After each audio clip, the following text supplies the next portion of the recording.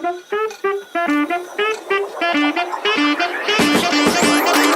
what again? Say what again? What's in the box? Grenade, first aid. As far back as I can remember, I always wanted to be a gangster. Stand up to my near friend! Are you not entertained?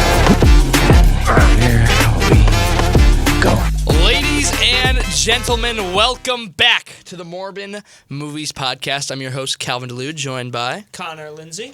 And welcome back, folks. Our first episode in a while. I think it's our first episode of the school year, Connor. It is. Yeah. Took Very a minute to exciting. get going. First for a while, because, last one we did was like the end of winter. I think we did one over the summer.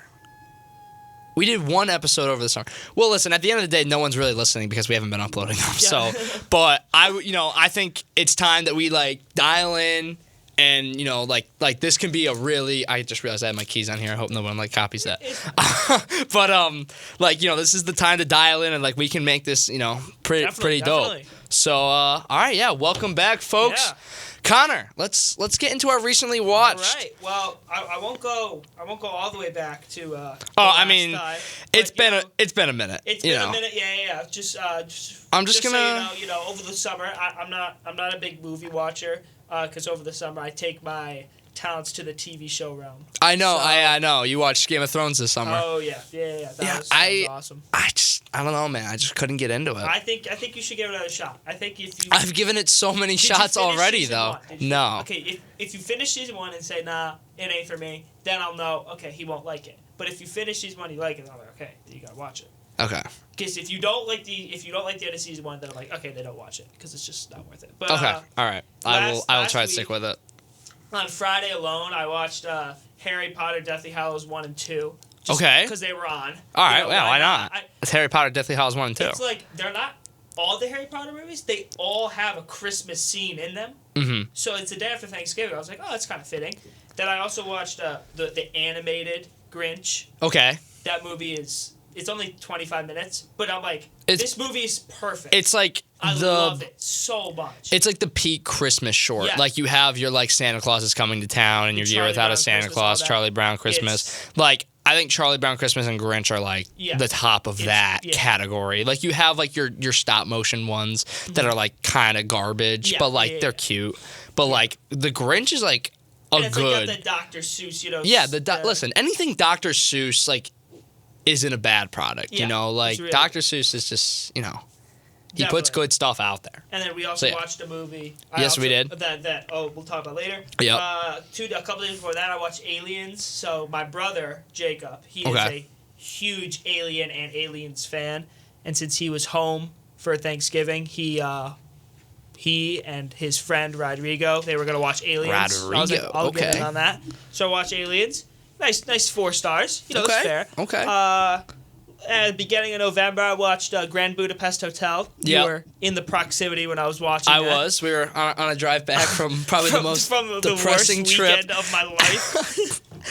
Do we want to explain? We watched the Seahawks. Okay. Our Seahawks is our team, and they played the Ravens. And we drove down to Baltimore to see them play. This was Connor's first NFL game. I've been to a few others. I only saw the Seahawks lose once before that, but they just got trounced. It was really it was rough. 50-3 or something like that. It was terrible. It was terrible. So we get back to the hotel and just melt into our beds miserable.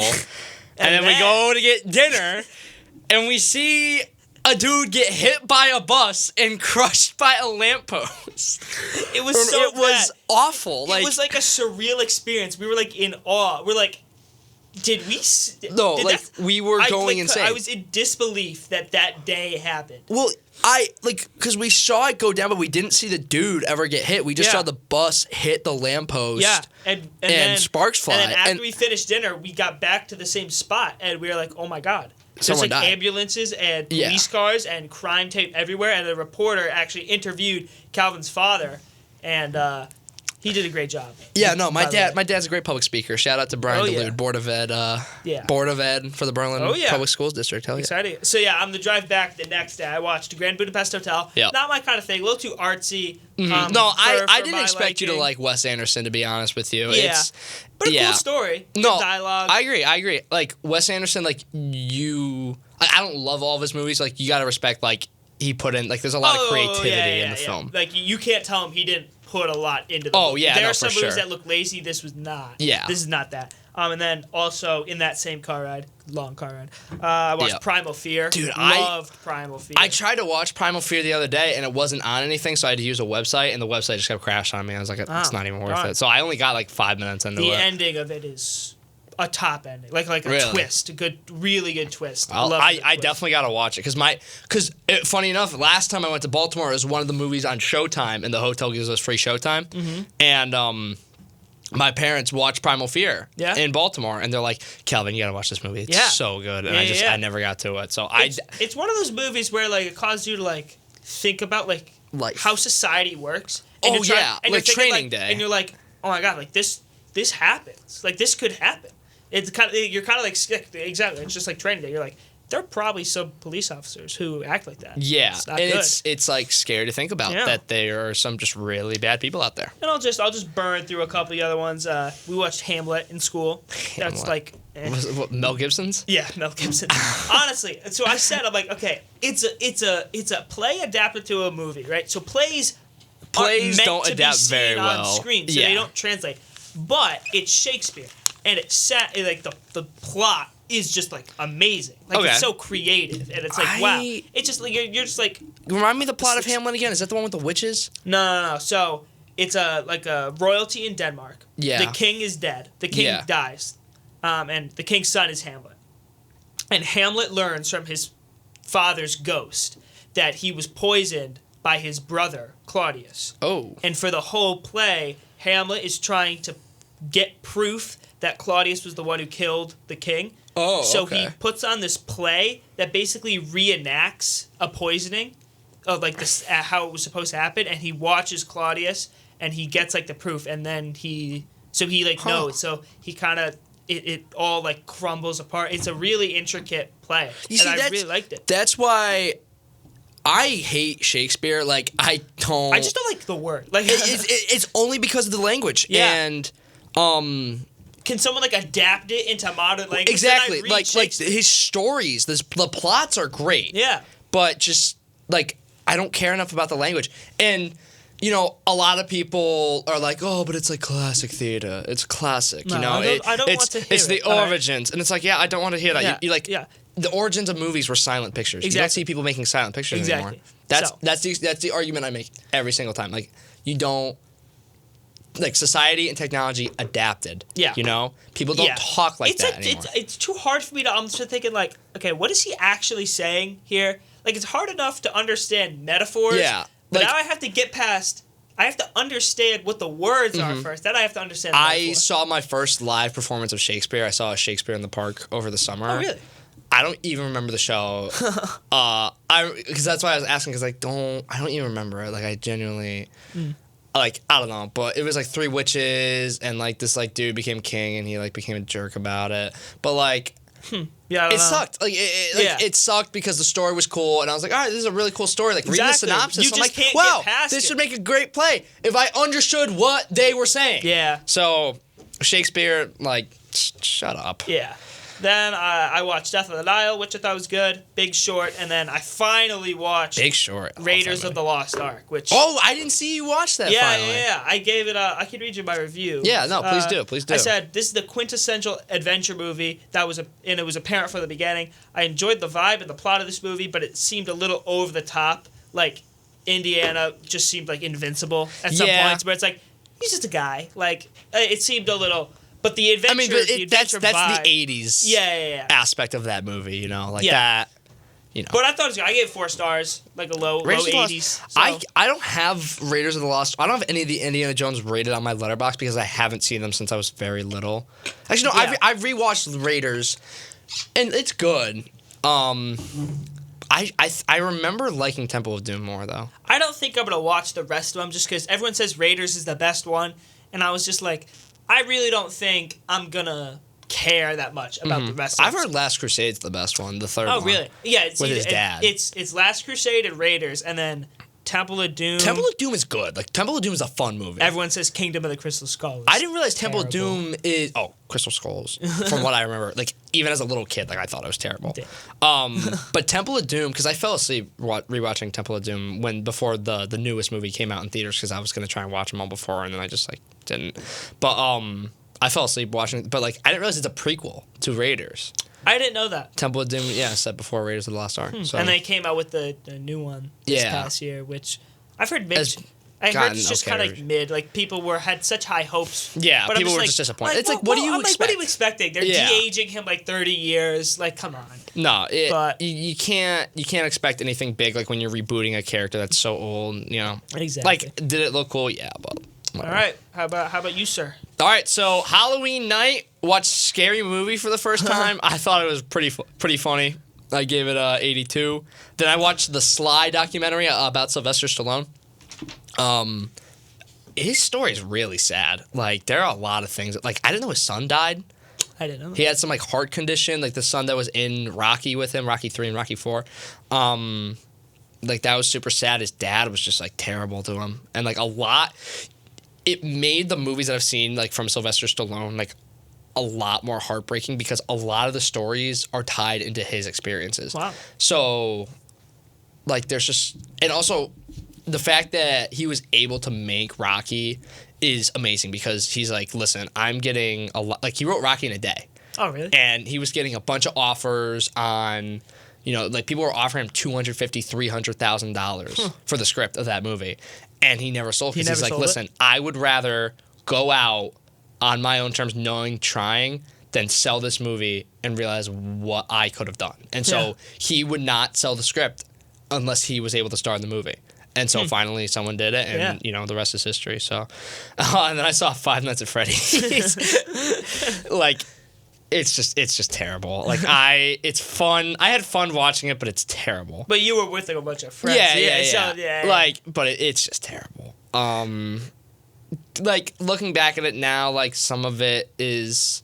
But there are things that, obviously, I don't expect the movie to be realistic. Like, it's animatronics possessed by small children. Yeah. But some of the things that should be realistic weren't. Like, dude's working the night shift, and this random cop shows up, and she's like, so did you meet them yet? And any normal person would be like, Who are you? Why are you here? Like, why did you just stop? How did you know I was here? Like, what is going on? Like, and the entire time, I'm like, why aren't you asking these questions? Why aren't you, like, why do you know so much? Why are you here? And then it was like, oh, this big reveal at the end of the movie. But it's like, you should ask these questions at the start, like when you first met her. I would like to know the reveal. I don't have any intent on watching it. The cop was the daughter of the dude that killed all those kids. Oh. So, it really wasn't anything amazing. But yeah. Wow. Then I watched a Beethoven documentary in piano class called In Search of Beethoven.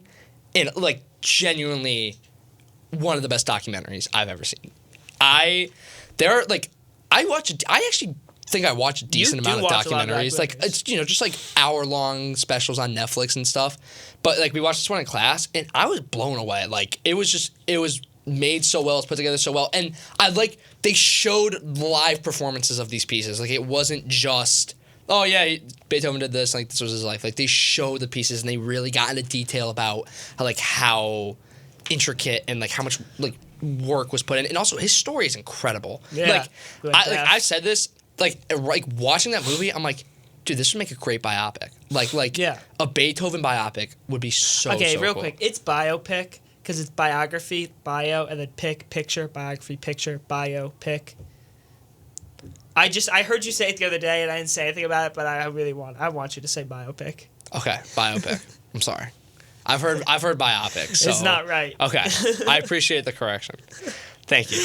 You know how serious I am about grammar. Yes, I do. Nitty has trained you well. Yes, she has. So then I watched Scott Pilgrim. Like, I thought is that good? The editing is really, really cool, but the movie itself it's not good. It was fun. Because it was fun, but it wasn't amazing. I almost watched it. I watched a trailer, and it looked stupid, but its reviews are I know. good. It's got really good reviews. it's worth the watch, but it's not the best thing ever. All right. Is it like a teen movie? Is that what it is? Yeah. It's basically this dude starts dating this girl, but she has 7 evil exes, and he has to like defeat them. And I don't. It's over the top, but it's fun. And then I rewatched Rocky 2. It's my favorite Rocky. I rewatched the Garfield movie after the trailer came out. After the new Garfield movie trailer came out. The live action one with Bill Murray. I like it. Like it's not a good movie by any means, but Bill Murray as Garfield is worth 3.5 stars in my book. It's heartwarming. It's sweet. It's funny. Are you the one who likes Cat in the Hat? Yes. Yeah. Okay. I don't know. Something Movies about cats. Something about big. That's Maureen's fault. I've been raised on cats. And then I watched David Fincher's new film, The Killer, on Netflix. Did not crack its way into my top 100. It's definitely top 150 though. Top 150. Like it is very well made. I would have watched. The story's really good. It's slow. It's pretty slow, but like I like it. I liked it a lot. The acting. Oh my God, Michael Fassbender, I think his name is. Michael Fassbender. Yeah, Michael Fassbender, who I didn't know was in Inglourious Basterds. He was the dude. He's like, well, if I'm gonna go out, I'm gonna be speaking the Queen's English, like that guy. Great. Like, I hear a lot about Michael Fassbender. What was his big movie? Like he had like a performance that was really, really good. Let me see. Really, Inglourious Basterds, 12 Years a Slave. He was in X-Men. That's not what I think. He was in a lot of the X-Men. 300. Like yeah, no, nothing he insane. He had like a. He had a TV show, maybe. Oh, maybe that's what it is. Maybe because I'm not seeing anything on his Letterboxd. Michael Fassbender. He's gotta have something famous. Yeah. Is this Alien? All right, this is actually driving me crazy. I don't think he's in Maybe it. I'm not thinking of Michael Fassbender. Maybe you're thinking of the wrong dude. I don't know. I really don't think I am. But while you're doing that, Killer, great movie. I'd recommend people go seeing it or watching it on Netflix. It's on Netflix. I saw the new Thanksgiving movie by Eli Roth. It's like not good. It's like not great. It's getting decent reviews and it's already renewed for a sequel. People keep saying that it's like really good. It's just fun. Like it's a fun movie, but like by no means is like if you like gore, great movie for you because the kills are genuinely some of the most gruesome murders I've seen in any movie. So, and then I saw Exorcist Believer. It's not like it's getting a lot of hate, and by no means is it a great horror movie, but it's like it's good. Like it's just solid. It's a solid horror movie. I could understand if you hate it, like you know. As like an OG Exorcist fan, like my father was, like my father hated it because he grew up on The Exorcist. But I thought it was solid. And then I rewatched Whiplash because it's amazing. Why not? Honestly, I might move that movie up to 5 stars. Like, there's really the more I think about it, it is a masterpiece. I just had that one problem with the girlfriend. So I've been seeing a lot of TikToks on Whiplash lately talking about the ending of it, and like when I first watched it and when I rewatched it for a second time. Like, the ending seemed like a happy ending. Like, oh, Andrew finally broke his way into the music business. Like, he had an incredible performance in front of so many people that could get him in the music industry. But when I started watching some more interviews with Chazelle and with Miles Teller and with J.K. Simmons and just, you know, people on TikTok, and they're like, this isn't a happy ending. That was his complete transformation to complete psycho in terms of music. Where he's gonna wind, and so Miles Teller said how I think what happens after Whiplash, he has a little music career, becomes addicted to drugs, and dies at the age of 34 due to a heroin overdose. And I'm like, you know, like the more I think about that, like that makes more sense. Yeah, because he threw his whole life away for music. So yeah, but yeah. Also, I just realized his name is Naaman, not Neiman, and he keeps calling him Neiman.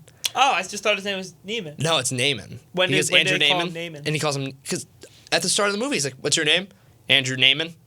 And he calls him Neiman the entire movie. And I was like, okay. There's a lot of those small little hints. Yeah. And then I rewatched Rocky 3 because people were giving me smack for thinking Rocky 3 was the worst of the first 4. And like they were right, because Rocky 3 is actually pretty awesome. Oh, yeah? It's pretty awesome. It's not, people hate 2. Like, really? people think 2 is the worst of the original 4. You keep saying 2 I would like the best. I actually want to watch it. 2 is so fun, dude. Like, Rocky is, like, completely brain dead because he just got into this awful fight. Like, he just doesn't know how to be a person. He can't read. He's, like, slapping meat around, can't get a job. And he can't see out of his eye. And so he's such a reject to society because he's brain dead. He's like, hey, I'm just going to fight again. And then Adrian falls into a coma during pregnancy. Does not see the baby at all, like while she's in the coma. Like the baby is there for like weeks, like maybe even like a month or two. Does not even look at the baby until Adrian is out of the coma. Finally, she comes out of the coma. They see the baby together, and she's like, Rocky, there's one thing I want you to do for me. He's like, yeah, what is it, Adrian? Win. And that's when the montage starts in the movie. I don't know. And the ending, genuinely, I don't think there's ever been a movie that's had me more on the edge of my seat than the ending fight of Rocky 2. Like, it is incredible. Rocky 4 looks like one that I would like. Rocky 4's dope. Yeah. The thing about Rocky 4 is I knew Apollo Creed was boned going into it. Yeah, like I know. I knew he was gonna, kick the can, call it a day, due to the hands of Ivan Drago. Yeah. But Drago looks like... Drago's... Dude. He just looks like... The Rocky 4 training montage is sick. Yeah. Because the music for it, too... Rocky 1. Yeah. The music for it, too, is so good. It's like... Oh, dude, I can't even, like... I'm trying to remember how... Hold on. I'm gonna have to pull it up. I'm gonna have to pull it up. Because Eye of the Tiger... Eye of the Tiger doesn't play in Rocky 1, right? No, Eye of the Tiger is in Rocky 3 and Rocky 4. That's... Or maybe it's just crazy. in Rocky 3. Rocky 4 training montage. Here. Do that little bum bum bum bum. Yeah. Bum bum bum. The music is so empowering. Yeah, and it's like Rocky's literally just running through like the slopes of Russia in the snow and in the dirt and in the mud. And Ivan Drago has this like super lab that is gonna like breed him to win. And it's, I don't know. The ending is a little over the top because Rocky does on this big rant. He's like, man, like all these nations just gotta come together and like we're all people and we all love each other. And so that's a little ridiculous, but it's, yeah. So Rocky 5. I think Rocky 5 is so bad. Rocky 5 doesn't even exist. It's 1 through 4 and then Balboa. And then the Creed movies. Yeah, the Creed movies. Creed movies I dig. I dig the Creed movies. All of them I have at 4 stars. But so my rating for the Rocky movies, 2, 1, 3, 4. Oh, really? 4 is your lowest? Yeah. I like 4. You like all of them? I like all. Yeah. Or all of them are 4 or above, right? The original 4, yes. All of them are 4 or above. Rocky 2 I have at 4.5 because it's just so ridiculously amazing. Okay. And then I rewatched Once Upon a Time in Hollywood for the first time in a while because like it just hasn't been on anything. Yeah. Like it hasn't been on streaming services. I was like, I've gone so long without rewatching this movie. It's my favorite movie of all time. It's the movie that made me love movies. So yeah, I gotta watch my favorite movie more often. Dude, you watch Dark Knight like every 3 days. I'll open Letterboxd. It's like kind of rewatch Dark Knight. All right, dude, because it's like. On cable, I think it's on. It's on all the time. It's on Paramount and HBO. And there's nothing I'm gonna turn on else unless besides Dark Knight. Are you? I'm sorry. Dark Knight. It's making me crazy. Okay, you're about to go Looney Tunes. I'm about to go. Let's do something crazy. You trying to go Looney Tunes tonight? Trying to go Looney Tunes. Speaking of tonight, crazy. Did you see my text? We're trying to go see Dream Scenario, the new Nick Cage movie. At 9:20 p.m. I cannot be in attendance. Why not? Watching the UConn game. Oh, right. Playing Kansas. Big game. Big game. All right. Respect. I don't watch college basketball, but... You just gotta... I mean, March Madness comes around. I watch March Madness. Basketball, give me the ball because I'm gonna dunk it. Woo! All right. Why would this segue? I'm not getting any audio through my headphones. Oh, that's not good. Yeah. You just been wearing your headphones this whole time and haven't said anything? I was looking for the right time. Try these ones.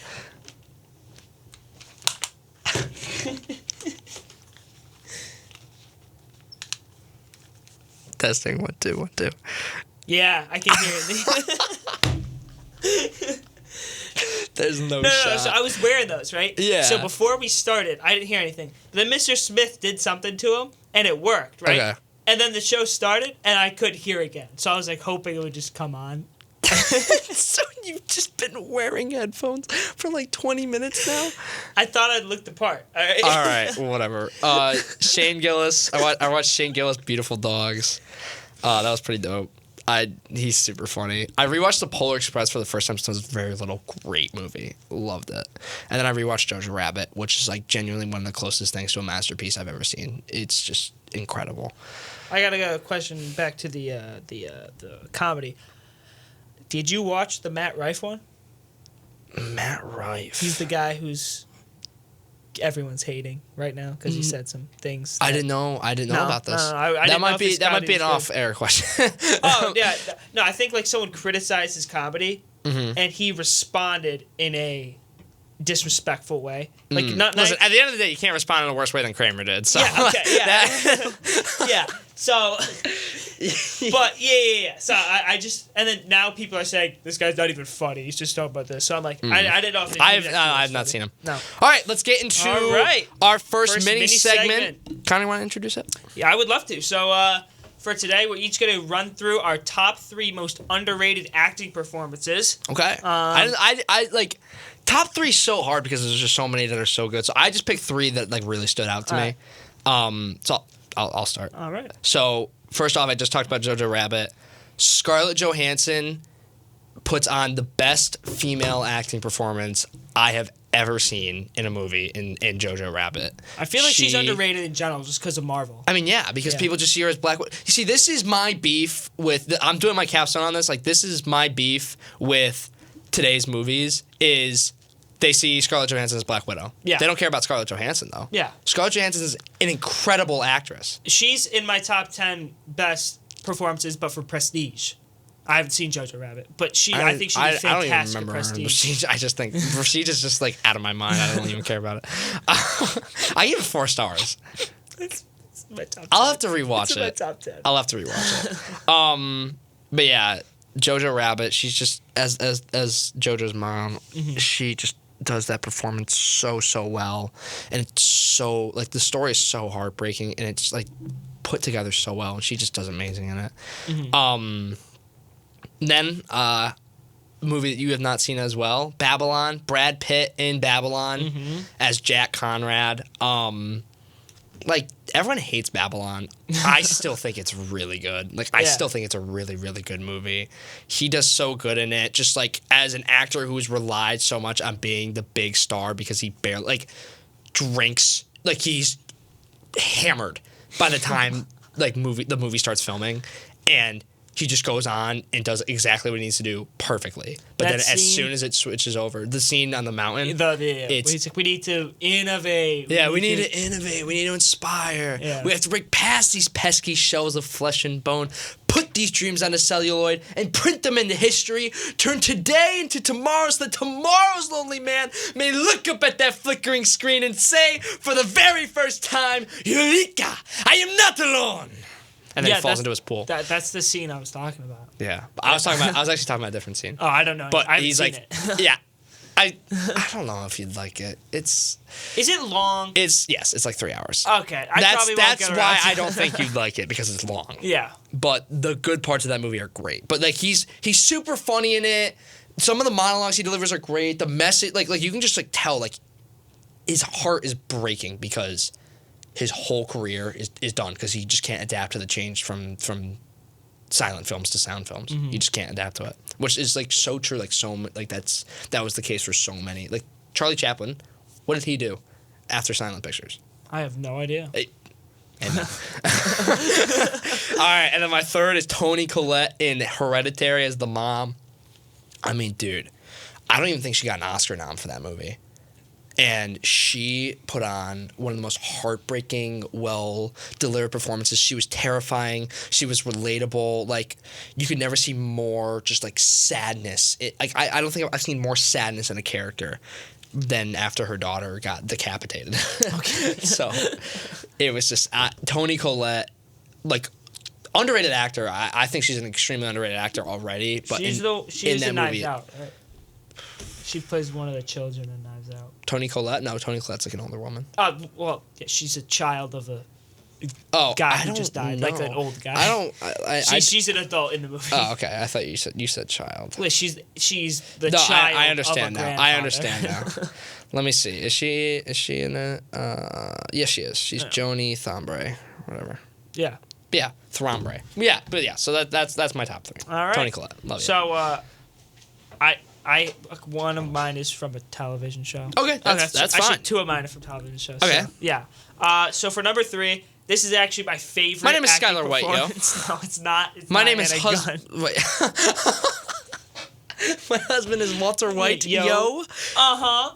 He told me everything. Stop selling my husband marijuana. Anyway, yeah, number 3 is actually my favorite acting performance. Like, favorite, I wouldn't say best, but the favorite is Michael Richards as Kramer in Seinfeld. Yeah, dude, I know you're big on Kramer. I'm huge on it. Like, because if people discount comedic performances, I feel, just because they view them as easier than dramatic performances. But I think his physical comedy, it's just, I love Seinfeld. I like it way more than you. I just love watching it. Any scene with Kramer is hilarious. I think he just does a great job. I think the whole Seinfeld cast does a fairly good job. I mean, dude, like, they joke about it in the show. It's literally a show about nothing. It's and nothing. it went on for 9 seasons. Did so much and it only ended because Seinfeld was done with it. Yeah, exactly. Like, it's just like, everyone in that show did a great job, but like Kramer especially, it's so hard to be a good physical comedian. Exactly. And not many people are like able to be really good at it. You could miss the mark. Yeah. A lot. But he did not. The best comedy shows out there, a lot of them have one good physical comedian in that show. Like, you have Kramer in Seinfeld, Caitlin Olsen in as Sweet Dean Reynolds in It's Always Sunny in Philadelphia. Yeah. I mean, like, Michael Scott throws himself around. Yeah, you see someone who can just willing to just do whatever, and it's hilarious. Yeah, it just makes shows 10 times better. So. And then for number 2, I kind of like this could maybe be, it's definitely more than one, but it's kind of lumped in as a group. Okay. Tom Cruise in any like non-action movie. Okay.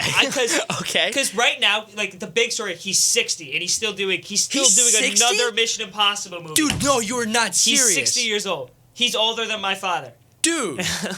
And he's jumping off buildings, running on planes. So that's the big thing. But bro's going Looney Tunes. I know, he's going crazy, dude. But like him and Rain Man, I thought he was like 44. Oh no, he's old. Oh. Yeah. Oh yeah. But him and Rain Man and A Few Good Men, I think, are both he does amazing. Really good performances. But they're not like everyone focused on Mission Impossible since Maverick came out. Oh, dude. But, I mean, Maverick's insane. Yeah, but his just acting, I think he's a really good actor. He brings a lot of emotion in, and I think it's underrated. People just focus on his success as an action star, which of course, I mean, obviously, one of the best action stars of all time. If I'm not not saying the Tom best. Cruise. Yeah, exactly. Honestly, like, he's probably the best. He's the only one who's gone into his 60s churning out insane action stuff. They make the Mission Impossible movies around the newest stunt that he wants to do. Yeah, he's like, listen, guys, I want to drive a motorcycle off a cliff. I want to climb up a building with 2 plungers. Yeah, how can we put that into a movie? How can we do this? All right, so I gotta figure out how to make money off this. I really want to. That's probably what he was thinking. He was like, all right, I want to jump off buildings. I gotta figure out. He's like the driving crooner, but he's the stuntman Cruise. And then for number 1, you haven't seen this show, but it's Tom Cavanaugh as Harrison Wells in The Flash. Oh. Flash is obviously a superhero show.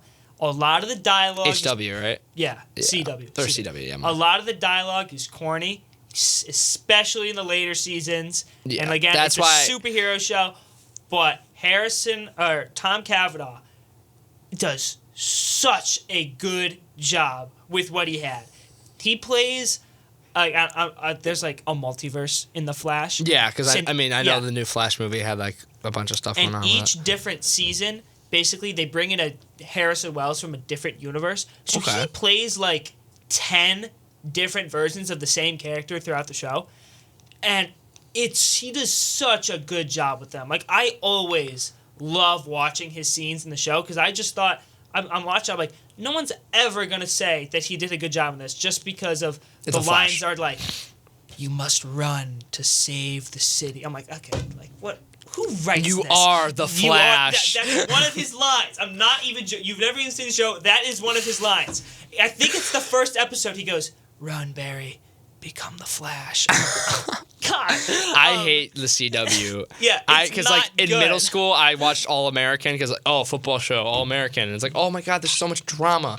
And then I started watching like good pieces of television and movies, and I'm like, wow, this is just hot, steamy garbage. Yeah, but I think he does a great job. Really good, deep acting, and I think it's. I'm angry. It's not in my top 10 like acting performances, but I think it's I think it's underrated. I think no one talks about it. All right, I like it. All right. So now, next up, we have something a little bit new that we have not done before. We're doing a movie draft. It's been done before, but it's our first time doing it. Yeah, it's our first time. And Connor and I have put together a list of the best villains. Yeah. In movies. You didn't do any shows, did you?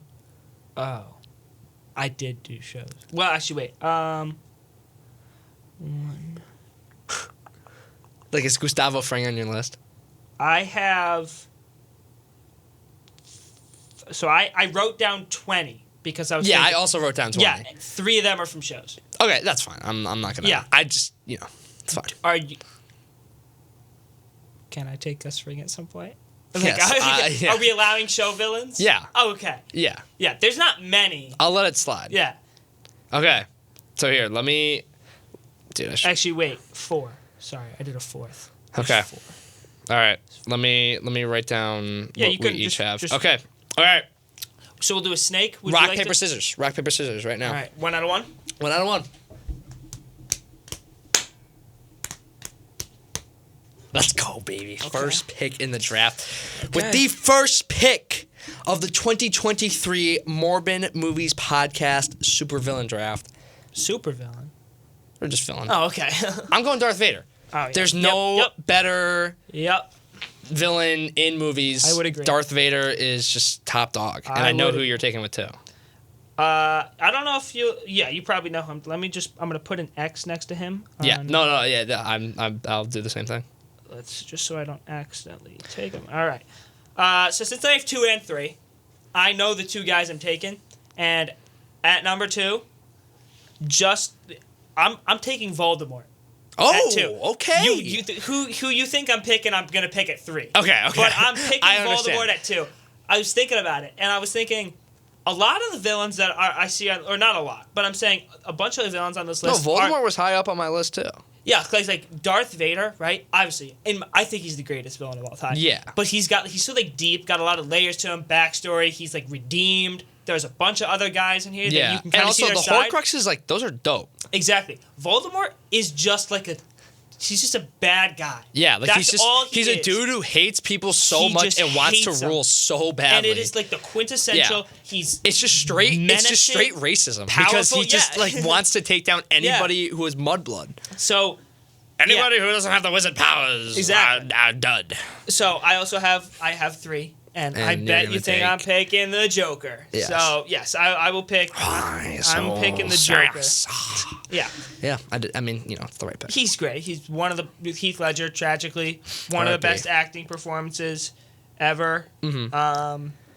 But yeah, that's who I got. Now, I got back-to-back picks.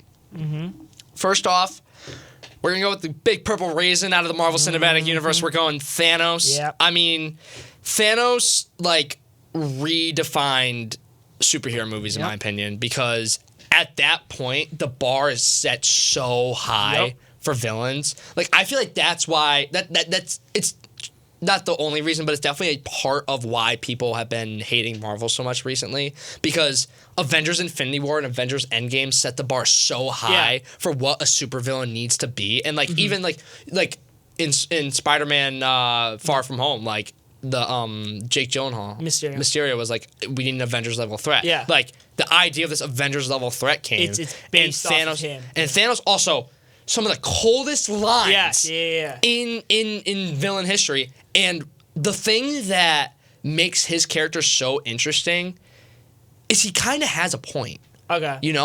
Listen, do I think he should be killed? No, but you're like, I see his logic. I got a question for you. Okay. So you like his version in Infinity War better than Endgame? Oh, much Because in much Endgame, better. he's like the more closely related to like Voldemort, where he's just like he's bad. He just wants to kill everybody. But in Infinity War, he's got the motivation. That's like he needs to repair the universe because he thinks it's broken. Yeah, I don't know what happened between 2014 and 2017 for Thanos, but he really had a big character development. Yeah, he went through it. Yeah, those were tough years. Yeah. Okay. That's Nicole. Oh! It's a choreographer, Calvin. I forgot. Sorry, Nicole. I haven't seen her in a while. She was wearing glasses. I didn't. She always wears glasses. Oh. I was like, is that Jalen? Good thing Miller's not here. Yeah. So going with Thanos. Next pick. Getting out of like the comic book and like superheroes, we're going with Hannibal Lecter. Yep. I mean, Hannibal Lecter. The ending of that movie, his last line. Yeah, I'm having a friend for dinner. Like that is so cold. So cold. Yeah. So Stone Cold Steve Austin. All right. What are you going with next, Connor? So I got two. I'm gonna go with maybe the best sci-fi villain of all time.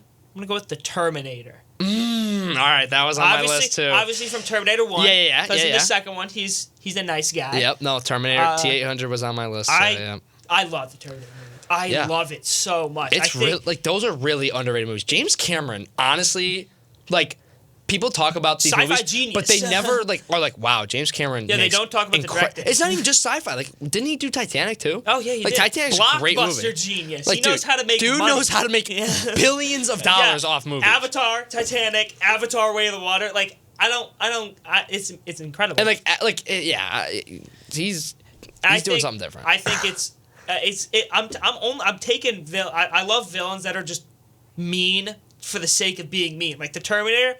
He doesn't have a choice. He's a robot, right? Mm-hmm. Like he was sent back in time, and like one of my favorite like lines I think in like all of movies is when Reese is talking to Sarah Cameron, and it's like it doesn't feel pity or remorse, and it will not stop ever until you are dead. And I just it's so cold. It's like, just sick, dude. Like that it's literally a machine. It's a Terminator. Yeah, it is its only purpose is to kill you. It was sick. It's dope. And I'm gonna take that kid out of Los Pollos Hermanos. I'm gonna take Gustavo. I love Gus Fring so much. He's one of my favorite characters in Breaking Bad. Such a he's a villain, but like he's not like a bad guy. Like they're all bad. Like they're Breaking Bad. Walt is just as bad as Gus. Honestly worse because Gus at least has some morals. He just kind of goes a little cuckoo. Yeah.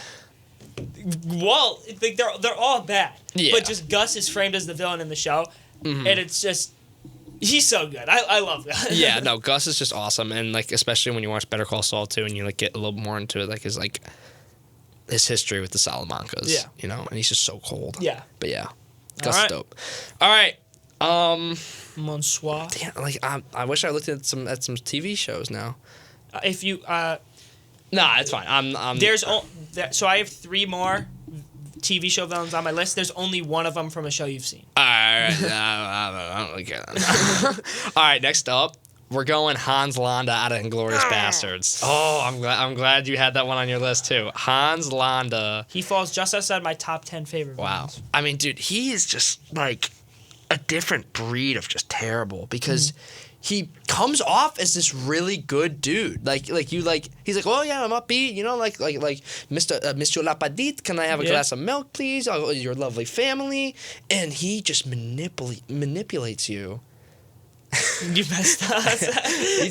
he manipulates you, and then all of a sudden he has you right where he wants you. And like, I'm not gonna say his nickname, but you know, if you got that nickname, you're not a good dude. So he's so cool. And the fact that like at the end of the day, like he got that big swastika down his forehead, which you know was deserved. Yeah. I think this might be my masterpiece. Yeah, I think this just might be my masterpiece. I'd take that deal. You bitch, you take that deal? I'd take that deal. Damn good deal. I love that scene.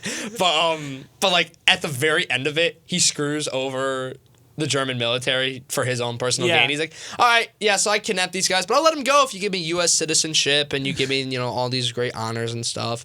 And then Brad Pitt's like, all right, I'll let you do that, but I'm going to give you a big swastika down your forehead. So But yeah, so Hans Landa is just crazy. And then we were talking a little bit about it.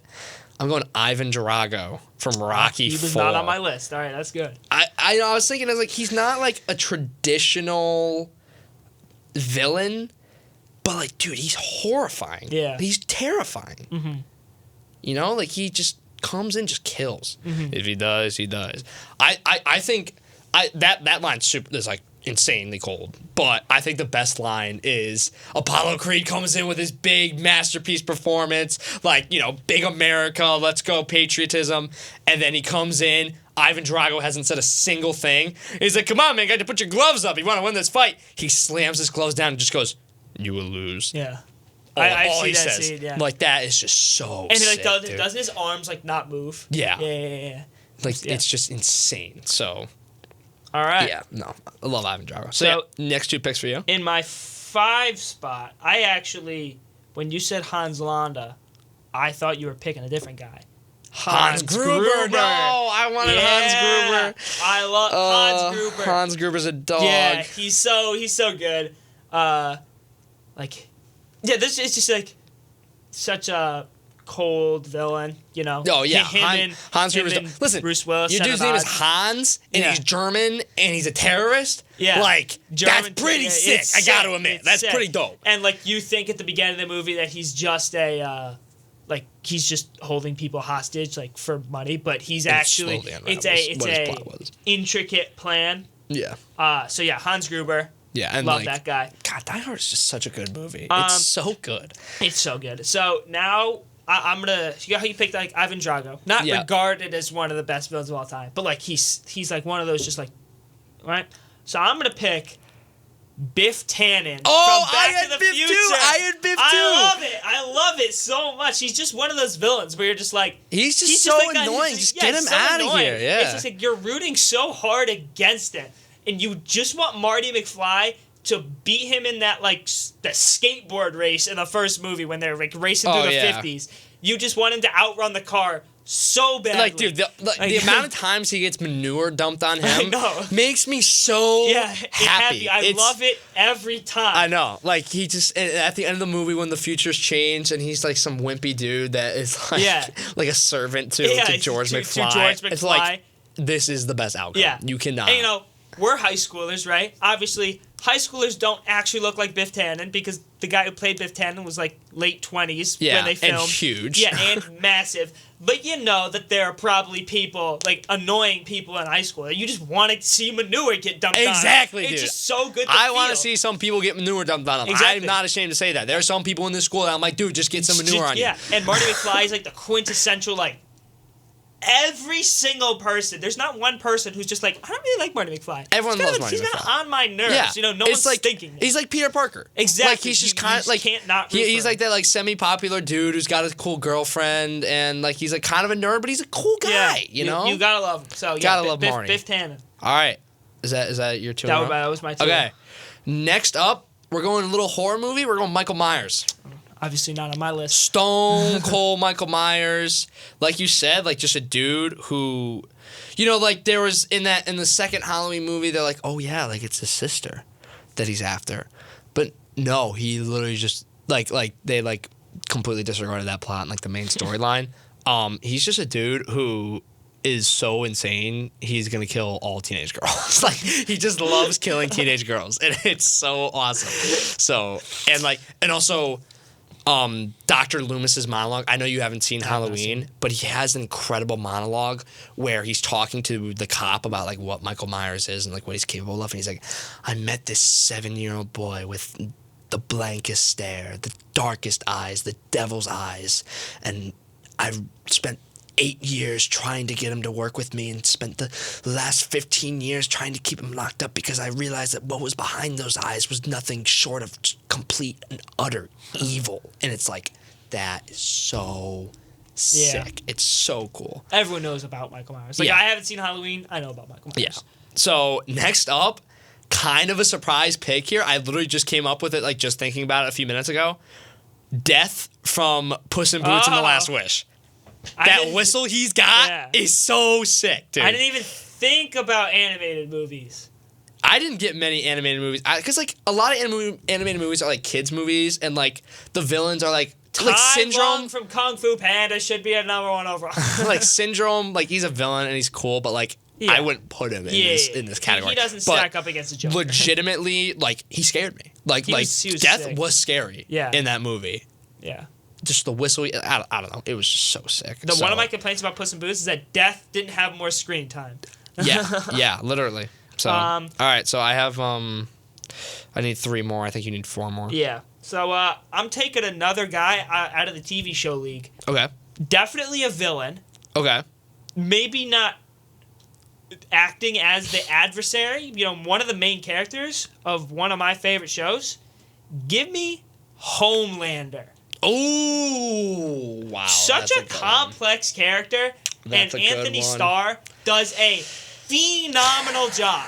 He does such a good job. No, you're right. Everyone around Homelander, with the exception of like the executives at Vought, everyone hates him. Maeve hates him. Butcher and the boys hate him.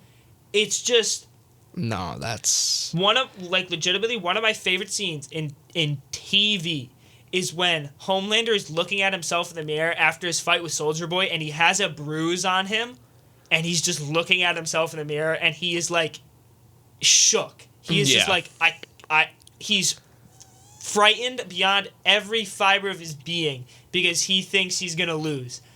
He's such a and obviously he's a terrible, terrible guy. Oh, I mean, he's such a bad just a little guy. bit, just a little bit. He is like racist, he's sexist, and he does not want to help people. But he's like my favorite character in the show. So cool. He's so cool. All right. Dude, the scene where he's like crying in the hallway, like looking at his phone, and he's like, and the violin music in the background of all the scenes just make them like 10 times better. I know you didn't see Gen V, but you've seen what kind of animal is that from Gen V? That's from Gen V. Okay, yeah. How much is he in Gen V? The last scene of the show. That is the last scene of the show. It is the last scene. He comes in, says that line, something else happens, show ends. Except post-credit scene, but yeah, no. You watched the whole show? Oh yeah. How was it? It was good. I loved it. It's just like The Boys, different characters. Okay. Yeah. I'm gonna have to check it out. It definitely ties into the. I'm so excited for the season. I'm not like as big of a fan of The Boys as you guys are, but I still think it's good. Yeah, like you'll watch it when it comes out. Oh yeah, for sure. All right, so I got another pick here. I don't think you really care about this movie. I don't even think you've seen the movie. I don't think you want to see the movie. But it's kind of like my Biff Tannen pick, so it's kind of stupid that I'm picking him. But give me Johnny Lawrence out of the Karate Kid movies. All right? I think he's even closer. Johnny Lawrence. He's even closer to that annoying high schooler than Biff Tannen is. Just because, like, it's two jocks at odds, except it's karate. Like, in real life, no one does karate. Yeah. Can you see that Family Guy cutaway where it's like, I'm gonna beat you at the karate tournament? And then you guys talking about karate? You guys are losers. You guys are losers. Yeah. Like, I love that. But yeah, no, I know this would take credibility away from his villainy. But have you seen Karate Kid? No. Okay. Can I go on a little rant about Karate Kid? Sure. I think the movie, like I don't even need to watch it because I think it is just terrible. Like, the idea of the Karate Kid is so stupid. This kid's like, oh yeah, I'm gonna be an annoying little brat and get my butt whooped every single time because I'm gonna, you know what? I'm just gonna go piss off the bullies of the school. That's what I'm gonna do. And so he does that, gets his butt whooped, and then he does it again, gets his butt whooped again. He's like, you know what? How I'm gonna beat them? I'm gonna do karate. And he's like, oh, the secret move that, if done perfectly, no one can defend.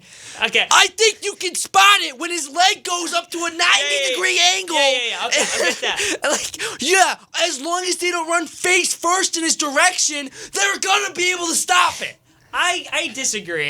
The only good thing about that movie is Pat. Miyagi? Miyagi, dude, played by Pat. No, You know his nickname was Pat? Yeah, isn't that his name? No, his nickname is Pat. Okay. Well, either way, I think Karate Kid is a great '80s kid, like teenager movie. You're the best.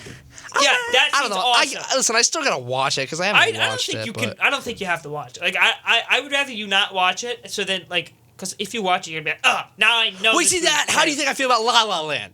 I watched La La Land. And you... I gave it 3.5. Yeah, Calm down. Anyway, one of my favorite parts of Johnny Lawrence is right after Johnny loses, he grabs the trophy, like, away from the guy in charge and hands it to him and says, like, hell of a fight, man. And, like, I loved that part. Like, it's weird, but, like, that was, like, my favorite part. That he, like... They were at odds the whole movie. They hate each other. They had so many fights. And at the end, when he loses, he gets it. He realizes that Kreese was the bigger bad and takes the trophy, gives it to him, and says, hell of a fight, man. Like, you deserve it. Like, I love that. I thought that was really good. Okay. All right. You got 2 more picks, and I got... No, you got 3 more, and I got 2 more. All right.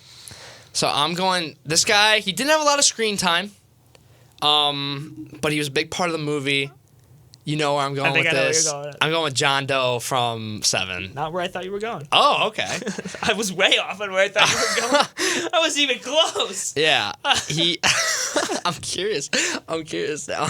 But I'll tell you after. Yeah, tell me after. John Doe is like insane serial killer. Yeah. Like just super cool. Yeah. Love the guy. I mean, no, I don't love the guy, but like love the villain. Dude's so insane he puts a woman's head in a box. Like that is just like in his plan like you said with Hans Gruber, like you're like, what is this guy doing? Like he just sounds crazy. But then you realize like he had this whole plan set up and he's like, this is gonna change how everyone thinks for generations to come. And it's like, dude, like the scariest part of that movie is that it went perfectly. It went exactly how he wanted it to go. Yeah. So just crazy. And you know what? You've been talking about the TV show League. I'm about to hop down. I'm grabbing Vecna from Stranger Things. Oh, wow. Okay. Just like kind of crazy, kind of cool. Got that clock. Yeah. I don't know. I dig it. I think Vecna's pretty cool.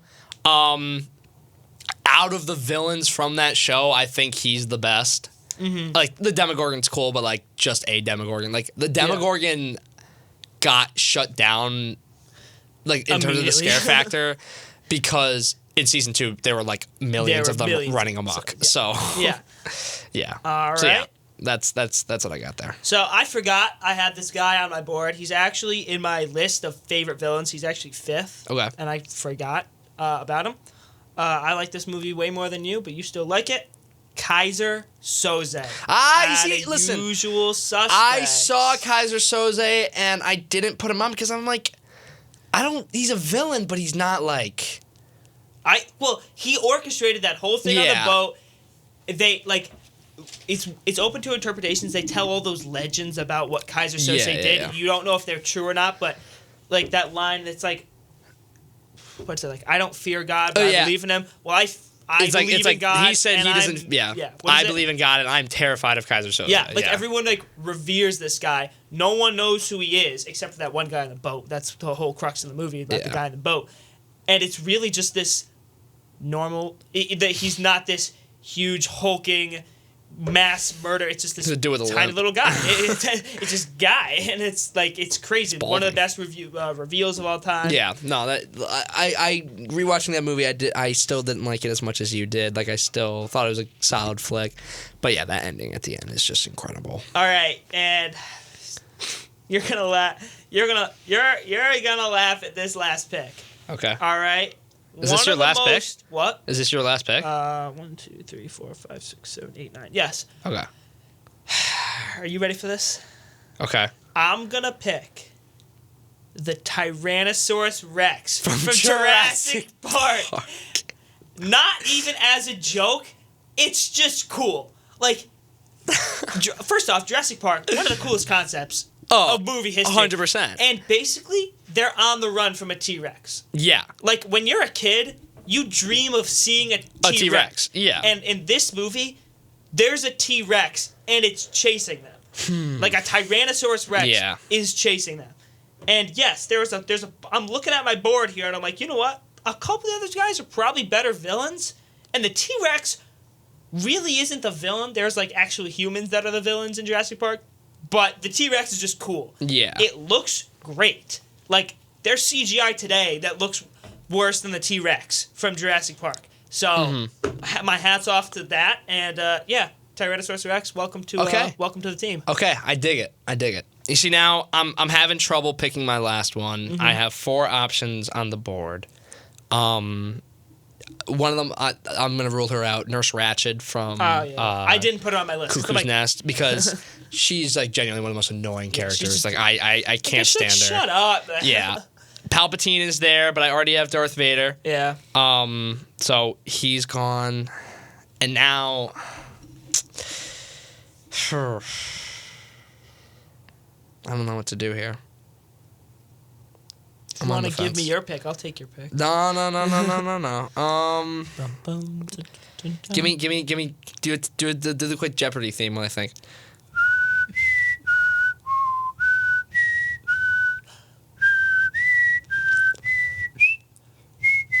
All right, I've decided. It's between Green Goblin and Calvin Candy. Oh, okay. And I'm going with Calvin Candy. Okay. Because Django? I was thinking like, wow, Green Goblin's really evil, and I'm like, Calvin Candy is one of the most racist characters I've ever seen. And I was like, I kind of have to go with that. And also, the fact that he shattered his hand in the middle of a scene and kept going is so cool. Yeah. So, Calvin Candy. All right, real quick, the person when you said not a lot of screen time, well, because did you look up like greatest villains? Yeah. So I did that as well, of course. Were you thinking Hal? No. I thought you were gonna say the shark from Jaws. Because famously they never showed the shark because they couldn't make it look good. Yeah. So that's what you were saying. I think you were saying they didn't show him a lot. So like. No, I haven't seen Jaws. I thought Jaws was so boring. I turned it off. All right, so my full roster of villains. All right. We got the Joker, Lord Voldemort, Gustavo Fring, Kaiser Soze, Hans Gruber, the Terminator, Biff Tannen, Homelander, Johnny Lawrence, and the Tyrannosaurus Rex. I dig it. My roster is Darth Vader, Thanos, Hannibal Lecter, Hans Landa, Ivan Drago, Michael Myers, Death from Puss in Boots, John Doe, Vecna, and Calvin Candy. All right. I mean, it's we can't really vote on who's his best right now. Exactly. So what we're gonna do is big announcement. We're officially making an Instagram. So Morbid Movies Podcast Instagram.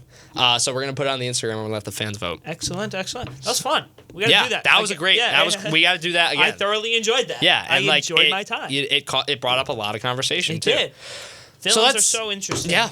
So now let's get into our movie of the week. Movie of the week, Connor. Drumroll. What is it? Napoleon, directed by Ridley Scott. Yes. 2023 release. Just came out like on Thanksgiving. Month ago. Oh, really? On Thanksgiving, yeah. Just came out a week ago. Literally a week ago yesterday, yeah. We saw it a week ago. We saw it came out a week ago yesterday. We saw it a week ago today. Yeah. How is it digested for you? I think it's digested. So I gave it a 86. Yep.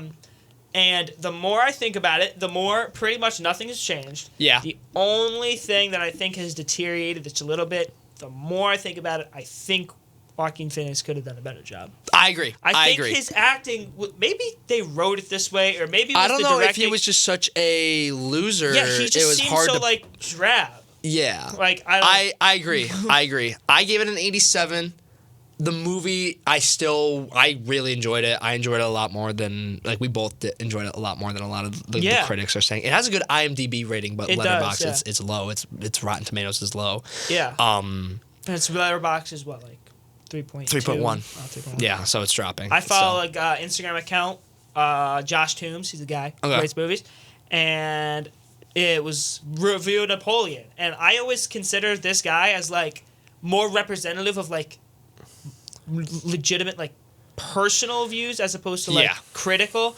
But this guy gave it a 5 out of 10 and ripped it to shreds. Okay. So I was like yeah. So that had you a little worried. Get into it. Yeah. IGN gave it a 6 or a 7, and I was like, I thought this movie was going to be a masterpiece, and I'm a little scared.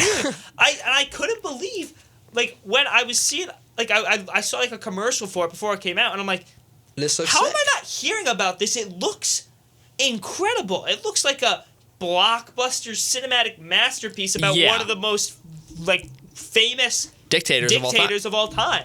and nothing about it. Yeah. So yeah, what were your thoughts? All right, so just spoiler alert Yeah. for anybody who has not seen the movie. So if you would like to see Napoleon with Joaquin Phoenix, directed by Ridley Scott, I'd recommend you turn off now. How the movie is, there are 3 guidebooks to this movie. I've given you this explanation. I've given so many other people this explanation. There are 3 guidebooks in this movie. This is how I've seen it. This isn't how the movie's supposed to be laid out. The first guidebook is how to have the worst riz possible in a human being. Calvin and I will now reenact the scene. Were you staring at me? I wasn't staring at you. I was staring at you. I was staring at your face. Don't tell me your name. And then he walks away. That is a legit That scene. is him That is straight talking dialogue from the movie. to his future wife. That is the first time they met. He arrives to the party, stares at her. She comes over, asks him about it. First, denies the claim that he's staring at her. Yep. Then gives in. Then specifies the part of her body in which he was staring at. Hey, listen, that answer could have been a lot worse, Yes, all right? It could have been worse. It could have been worse. You know, gentleman. Napoleon was a gentleman, if not anything, all right? Yeah. And then lastly, he decides to close with, "Don't tell me your name," which could be interpreted as, he just sold the bag. Just realized so that he hard. fumbled the bag and doesn't even want to know who she is. But because spoiler he's like, guess what? It worked. it worked because then dude, the scene, the thing about Napoleon is it was a lot funnier than I expected it to be. I think it was inadvertently funny. Like, supposed to be? I think so. The sword scene. The sword funny. scene was hysterical. That was hilarious. So basically, this kid comes to Napoleon and he's like, "My daddy died in the war, and I was wondering if I could have his sword back." And he's like, "What? Why do you need a sword?" And he's like, "Well, it's a family artifact, and it's really the only thing we'd have left of him. It would mean a lot to my family." It would mean a lot to my family." And he's like, "Oh." He's like, "Okay." So then he goes down to this like a basement they have. Yeah, like storage. They hold all the storage, but they have all the swords of lined the soldiers up, that have died. Of the soldiers that have died, and he's walking around the lines. He talks like the guy who manages the place. He's like, "You didn't think to put names on them?" And the guy's like, "Nope. No, we didn't." And so he grabs a random one sword and delivers it to him. And the kid's like, "Thank you very much." So funny. Like that's like genuinely that scene's hysterical. So that was guidebook number 1. Guidebook number 2. How to be the worst husband of all time. Like his wife cheated on him. He came back, publicly embarrassed her. Yeah.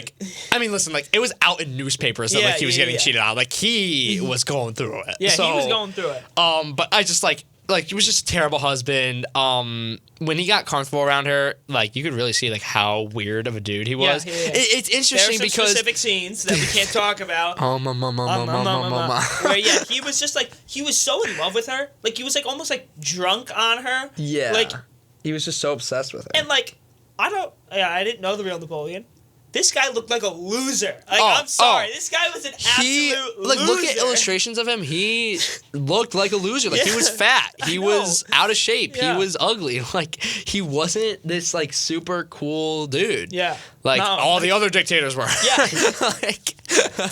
I don't know. I think Hitler was taller than 5'6". All right. So. But yeah, I don't know. Yeah, he just.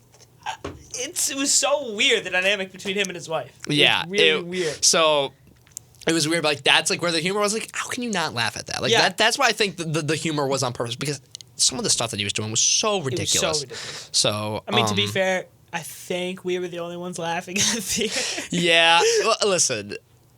Because people expect it to be serious, and we came in and we're like, we're just ready for. Your name scene was supposed to be funny. I don't think it was supposed to be funny. Yeah, but that got us into a giggly mood. The funniest thing. I would go see Napoleon again. Honestly, I would go see it again. Bring some more friends. Exactly. And go see it again. Hey, guidebook number 3, Calvin. Guidebook number 3. I kind of disagree with you on this one. I kind of disagree with the guidebook 3. Really? Yeah. We'll talk about it after you. I said how to be the worst dictator of all time.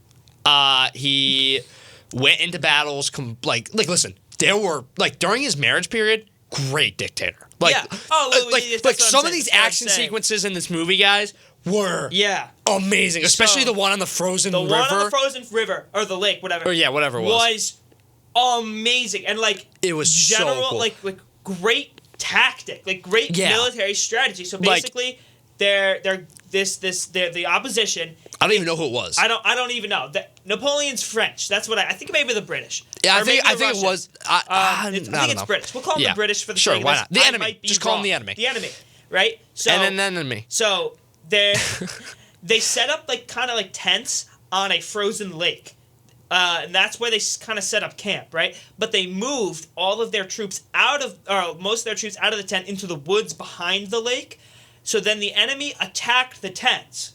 And after they showed their true position, that they were not in the tents and they were actually, like, I know it's going to sound like Star Wars. They had the high ground, which I think they actually talk about. Like, having the high ground is better. They launched their cannons and hit the river to sink all the soldiers. Yeah. So they didn't have to, like, lose any of their men. I think they lost a couple because they had a couple of the guys on the river themselves. But they just launched a bunch of cannonballs and cracked the ice. And I was just like, you don't know they're on a frozen lake. Like, you don't know that until they launch the cannon and you see it fly over all their heads. And just watch people sink. And then you just watch it crash into the water. And you're like, oh, it's amazing. My God, that was so smart. It's pretty sick. I think you would agree the battle sequences were the best part of the movie. Mm-hmm. I think by far most impressive, stuff like that. Yeah, it's just the battle sequences were really, really good. And I have not seen Gladiator. Mm-hmm. So, like, I haven't really... Like, that was my first Ridley Scott movie, I'm pretty sure. Oh, really? I'm pretty sure. I can't think of anything else he's done. I think it's just Alien and Gladiator. I think he did something else. He did, big. yeah. I feel like I have. Maybe. I don't know. Hold on. Ridley Scott. Oh, he did Blade Runner. Blade Runner was so... Oh. And House of Gucci. Okay. Wait, and Martian. He didn't do 2049? Oh, he did do 2049. No, he didn't. Oh, he did no, the original Blade Runner, and I thought the original Blade Runner was awful. And House of Gucci I actually really liked. So I have seen. And Martian. Martian is super sick. So, okay. Yeah, so I've seen some Ridley Scott. But yeah, like that was like his first like action movie, I feel like. Because House of Gucci wasn't really an action movie. It was a drama, and then Martian was a drama. He did Alien, Blade Runner. Hannibal? Did you see Hannibal? I did not see Hannibal. I've heard bad things about Hannibal. All right, yeah, that's about it. But yeah, so I love Gladiator. The action sequences were so. But going back to my point of like him being a bad dictator towards the end was like he kept getting into battles that he didn't need to get into. He kept trying to make bands with people, and then like they would just break off because like this guy's like kind of ridiculous. Yeah. It got so bad where like he got revoked as he like had to resign as the king of France. Mm-hmm. And then. Exile. He kept getting into battles where he was like severely outnumbered, and then he would go fight and then come back and like check in on everything. I'm like, dude, if you're gonna fight, just go fight. Like, don't stop going back and forth. So I thought one thing was cool. So like I knew Napoleon got defeated at Waterloo. I didn't know if you knew that. I did not know that, but like now that you say that, it sounds vaguely familiar. Yeah, Napoleon was defeated at Waterloo. Yeah. I thought he died. At Waterloo. So I was expecting him to die. I didn't know he was exiled. Me neither. I thought that was like I was like, damn. Oh my God! Like it almost felt like fake. Like I'm like, do they do this? Oh my! Yeah. And then I looked it up after. I'm like. He got. Oh my God! Like his punishment was, you are gonna live on this island. You can do whatever you want on this island, except leave. Except come back. Yeah. Look, we care. We hate you so much. We don't even want you to die. We just don't want you to be near us anymore. It's just it's insane. And then he does die. Yeah. So Joaquin Phoenix, like. Okay acting performance. Definitely not his best. Like, I know Joaquin Phoenix is a great actor. Yeah. I'm very excited for Joker 2. I attribute a little bit to the script. I think a lot of it is the script. Like, I told you, there was that one scene he comes back after his wife cheated on him, and he's, like, yelling at her, and he goes, "You hurt my feelings!" Yeah. And I'm like, okay, that is Come on, what? It's just, what? Like, I think part of it's to go to show that, like, behind this great dictator was a loser. Yeah, he's just like he is just a huge loser. Yeah. So I guess there were better ways they could write the script in that aspect. Speaking of like shortcuts. What? I don't don't think we're talking about shortcuts, but But yeah, so Ridley Scott came out and said, because there's a scene where they're shooting cannons at the pyramids in Egypt. They're like taking over Egypt. Yeah, he's like, I don't know if that actually happened. I just thought it was a quick way to show that they took Egypt. Yeah. And people are like up in arms, like it's not historically accurate. And I'm like, I'm 100% fine with that. Yeah. I think that is a very creative way to show that. And it looks awesome. I would have been mad if like they launched the cannon and it like took the top off the pyramid. Okay, yeah. I'm like, that didn't happen. All right, like, this could happen. We don't know. Like it could happen. The pyramids are damaged. Yeah, they're damaged. You know, they're not in perfect condition. It could have been Napoleon. Yeah, you don't know. And imagine if he actually did that and like impact from like his cannons are still on the pyramid today. Can you imagine how sick that would be? That'd be crazy. That'd be crazy. I know, and like because I've seen that, I didn't know like it didn't actually happen. And I was like, that's why they look like that, because Napoleon was shooting cannons at him. I'm like, what? Also, the scene where you just like went into like King Tut's tomb or like whoever that was, like that was just kind of weird. Yeah, I'm like, but yeah, so like there were like a few scenes here and there that had me like, you know, it's like it's all right, like whatever. But no, I like Napoleon a lot. I thought it was pretty sick. It didn't fall in my top 100. It fell on my top 100 towards the very bottom, 97 or 98, I believe I have it. It did not crack my top 100. Yeah, but it's right there. I think it's good. It's a good historical flick. It's fun. It's just a fun movie. So all right, shall we shuffle our watches? We shall shuffle. So we got a new method this year for choosing our movies for the next week, because we realized that with the wheel we constantly add new stuff to our watch lists, and the wheel was not keeping up with it. So are we shuffling them once? How are we doing this? I'll reload 3 times. Yeah, reload 3 times. 1, 2, 3. What is this? There we go. Oh, okay. All right, I got... Wow, okay, that's pretty good. What'd you get? I got Silver Linings Playbook. I got Saving Private Ryan. I'd actually be down. I want to watch Saving Private Ryan. I'm down to watch Saving Private Ryan. All right. Saving Private Ryan is one of those movies that like everyone talks about, like how amazing it is, and I've never seen it. One of the greatest movies of all time. And I'm like, I've never seen it. Ready? Quick story time. Okay. Are you familiar with the movie Big Fat Liar? No. All right, it was like my favorite movie when I was really young. Basically, this young kid, he like lies about like pretty much everything. Wait, you mean Pants on Fire? No. Oh, never mind. No, Big Fat Liar. Yeah, he lies about like everything. He's always like late to school and whatnot. And basically, he writes this annoying like movie director gets a copy of this like script he wrote and kind of steals it from him. Ooh. So then he sees that it's being made into a movie, and the script is all about like lying and stuff. So that's what it is. But halfway through the movie, when he's finally got the director like pinned, the director like gives him the option. He's like, I'll tell like the executives that you wrote like The Godfather and whatever and Saving Private Ryan. That was my first time ever learning about Saving Private Ryan, and I have been wanting to watch it ever since. Like legit, that was my motivation behind watching The Godfather, because it was set in Big Fat Liar, because it was regarded as one of the best movies. That was my motivation. That's wild. All right, so next Friday, Saving Private Ryan. We'll have another draft, another mini segment. Yeah. And yeah. I like it. Or we could do like a blind ranking. Yeah. Another form of that. Yeah, just something. Interactive TikTok trends, you know? Yeah, boom. But yeah, all right, guys, thank you for listening. Morbid Movies Podcast. Starting back up, baby. Rebrand, regroup. We ready to go. Check the Instagram. Yes, sir. I will, we'll definitely put the tag at the bottom of the screen here. I'm going to start uploading on the YouTube. Spotify, like, I would use Spotify because I understand how much easier it is to watch on Spotify and listen on Spotify, but like I'm not paying $15 a month for this. Like I'm sorry. Like I'm until we start making money off this, like I can't afford that. Not worth it. Not worth it. It's not. So, but definitely on YouTube, definitely on Instagram. So thank you guys for checking in. We really appreciate it. I'm Calvin DeLude. I'm Connor Lindsay. And we will see you next time on the Morbid Movies Podcast. Take care, folks.